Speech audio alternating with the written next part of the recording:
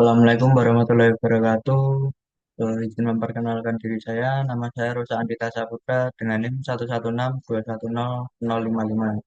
Di sini saya akan mempresentasikan mengenai alur proses biji bauksit dari awal sampai akhir sesuai dengan versi saya. Presentasi ini berkaitan dengan mata kuliah Teknologi Pemurnian, mata kuliah peminatan tahun ajaran 2024-2025.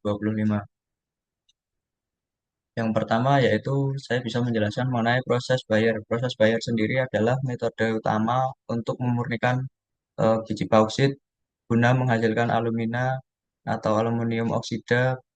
Bahan baku utama yang bahan baku utama untuk produksi yaitu aluminium.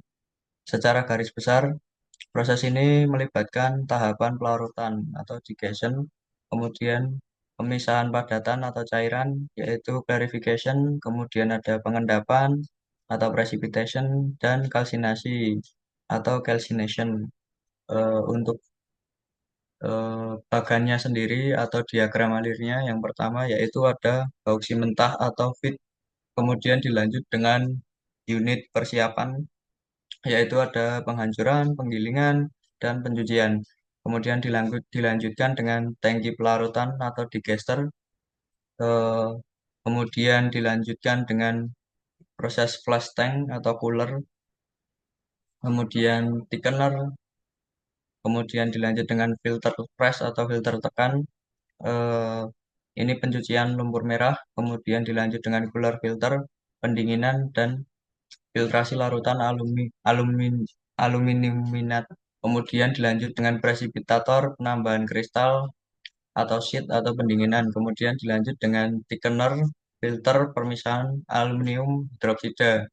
Kemudian ada rotary kiln, kalsinator atau pemanasan aluminium hidroksida. Kemudian ada alumina atau produk akhir, larutan sisa dari presipitator eh, atau liquor.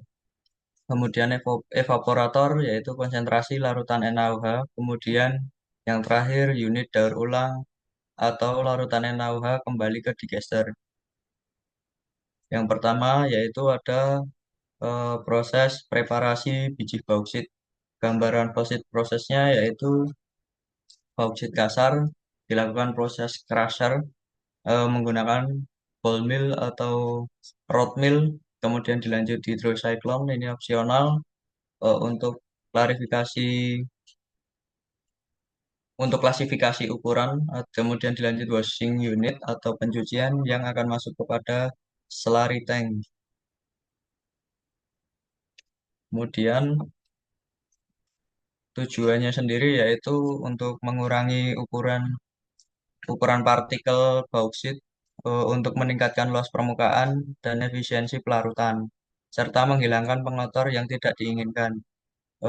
Jadi ukuran partikel biji bauksit ini tujuan utamanya untuk luas permukaannya. Luas permukaannya ini akan mempengaruhi efisiensi pelarutan, sehingga perlu menghilangkan pengotor yang tidak diinginkan.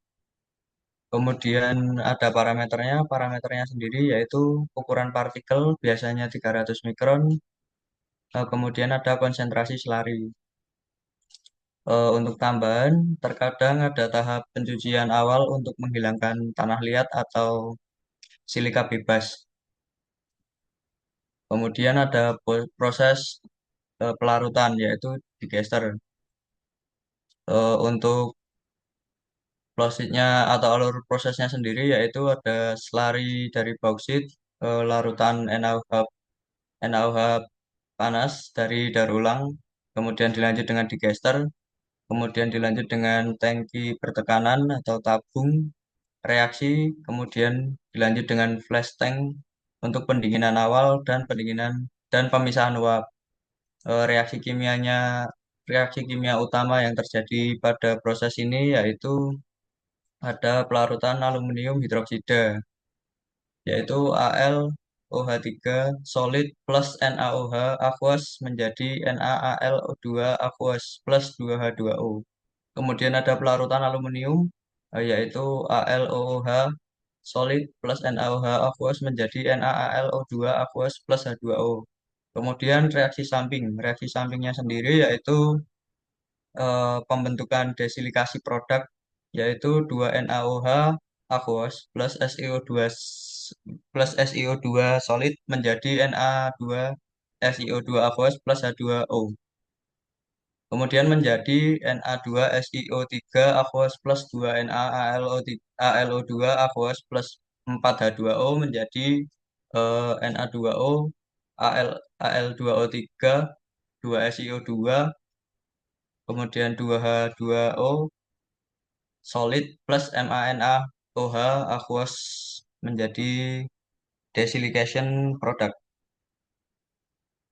Tujuannya sendiri yaitu untuk melarutkan senyawa aluminium dari bauksit menjadi natrium aluminat dalam larutan kaus kaustat panas, kaustik panas. Ketika silika yang masih reaktif juga akan bereaksi membentuk desilikasi produk pada parameternya sendiri yaitu ada suhu tinggi dengan angka 140 sampai dengan 280 derajat Celcius tergantung jenis bauksit. Kemudian ada tekanan, tekanannya tinggi sesuai suhu jenuh. Kemudian konsentrasi NaOH, kaustik cukup tinggi untuk melarutkan aluminat. Waktu tinggal beberapa jam. Kemudian ada rasio A per C, alumina per kaustik atau kaustik penting untuk efisiensi dan mencegah pengendapan silika yang tidak diinginkan. Kemudian yang ketiga yaitu ada clarification atau klarifikasi yaitu pemisahan red mode. Pada proses ini terdapat lumpur merah yang perlu untuk dipisahkan. Gambaran dari proses aluran prosesnya sendiri yaitu larutan dari flash tank, kemudian dilanjut dengan thickener dengan flocculant, kemudian underflow, eh, bed mud slurry atau lumpur merah pencucian, kemudian dilanjut dengan filter press. Ini opsional, kemudian menghasilkan red mud disposial atau lumpur merah disposial. Overflow dari thickener larutan aluminat jenih, kemudian filter safety filter untuk menghilangkan padatan halus yang tersisa.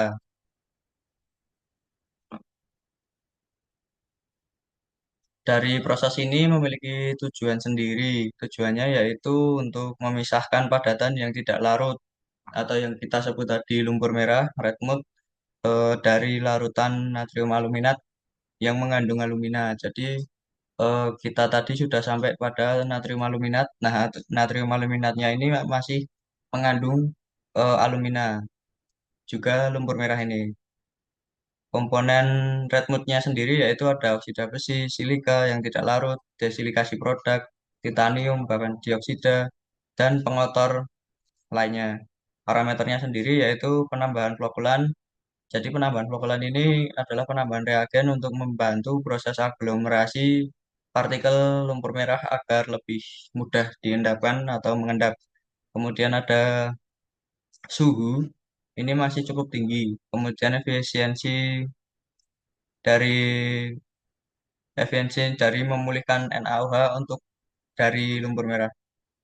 Kemudian yang keempat yaitu ada precipitation atau precipitasi yaitu gambaran prosesnya sendiri yaitu larutan alumina jernih dari filter kemudian menjadi exchanger kemudian dilanjut precipitator sedangkan tangki agitasi dengan penambahan sheet atau kristal aluminium hidroksida, kemudian dilanjut hidrosiklon atau screener, klasifikasi ukuran, kemudian reaksi kimia utamanya yaitu NaLO2 aqueous plus 2H2O, pendinginan menjadi ALOH3 solid plus NaOH aqueous.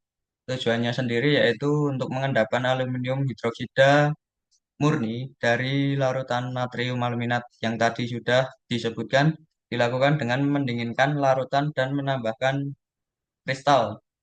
aluminium hidroksida atau sheet untuk menginisiasi pembentukan kristalisasi. Jadi dipancing dengan menggunakan menambahkan kristal aluminium hidroksida ini untuk menjadi proses pengkristalan. Parameternya sendiri yaitu ada suhu, waktu tinggal, konsentrasi, agitasi, dan ukuran dan kualitas sheetnya. Untuk proses selanjutnya yaitu ada proses filtrasi atau pencucian. Filtrasi digabung dengan proses pencucian aluminium hidroksida. Gambaran prosesnya yaitu selari aluminium hidroksida dari presipitator, kemudian dilanjut dengan thickener atau hidrosiklon. Ini yaitu pemengkatan awal, kemudian dilanjut dengan vacuum filter, kemudian washing section, kemudian dilanjut dengan filter atau kita bisa sebut aluminium hidroksida basah. Tujuannya sendiri yaitu untuk memisahkan kristal aluminium hidroksida padat dari larutan sisa. Eh, Nanti ada yang namanya kita bisa sebut weak liquor. Ini eh, dia bertugas untuk mencuci dari untuk menghilangkan residu NaOH. Jadi masih mengandung kandungan NaOH dari proses yang sudah dilakukan masih eh, masih membentuk kristal. Tadi kan dipancing membentuk kristal, kemudian si aluminium hidroksida padat dari larutan sisa ini. Kemudian weak liquor ini mencuci untuk menghilangkan residu NaOH. Parameternya sendiri ada efisiensi filtrasi untuk tingkatan pemisahan padatan cairan, kemudian efisiensi pencucian, jumlah NaOH yang dihilangkan dari kristal, kemudian ada ukuran partikel aluminium hidroksida untuk mempengaruhi kinerja dari proses filtrasi. Kemudian kita lanjut pada bagian proses kalsinasi atau calcination. Gambaran prosesnya yaitu aluminium hidroksida basah dari filter dilanjut dengan rotary kiln atau fluid jet red balancer atau kita bisa sebut dilanjut dengan cooler atau alumina produk akhir yang terakhir. Reaksi kimianya utamanya sendiri yaitu 2AlOH3 solid menjadi Al2O3 solid plus 2H2O. Kemudian tujuannya sendiri yaitu mengubah aluminium hidroksida menjadi alumina anhidrat atau bisa disebut aluminium oksida dengan penghilangan air terikat secara termal. Jadi proses kalsinasi ini bertujuan untuk menghilangkan kadar air yang masih ada pada aluminium hidroksida menjadi anhidrat. Jadi proses termal atau proses panas dari pretreatment kalsinasi ini untuk menghilangkan kadar air di dalamnya. Kemudian parameternya sendiri yaitu ada suhunya sangat tinggi antara 950 sampai dengan 1200 derajat Celcius tergantung pada alumina yang diinginkan. Misal soda, alumina tabular, alumina dan lain-lain. Kemudian ada waktu tinggal. Ini cukup untuk dehidrasi sempurna, kemudian tipe kalsinator ini mempengaruhi efisiensi energi dan karakteristik produk. Yang terakhir ada daur ulang larutan atau liquor regigulation atau gambaran flowsheet prosesnya yaitu weak liquor dari presipitator atau filtrasi kemudian menjadi multi effect evaporator kemudian larutan nawa pekat atau strong liquor menjadi kembali ke digester. Jadi tujuannya sendiri yaitu untuk eh, meregenerasi dan mengkonsentrasikan larutan NaOH yang digunakan dalam proses karena larutan itu mengandung NaOH bebas setelah pengendapan aluminium hidroksida. Ini sudah bagian krusial untuk keberlanjutan ekonomi proses. Untuk parameternya sendiri yaitu efisiensi evaporasi, konsentrasi NaOH yang diinginkan.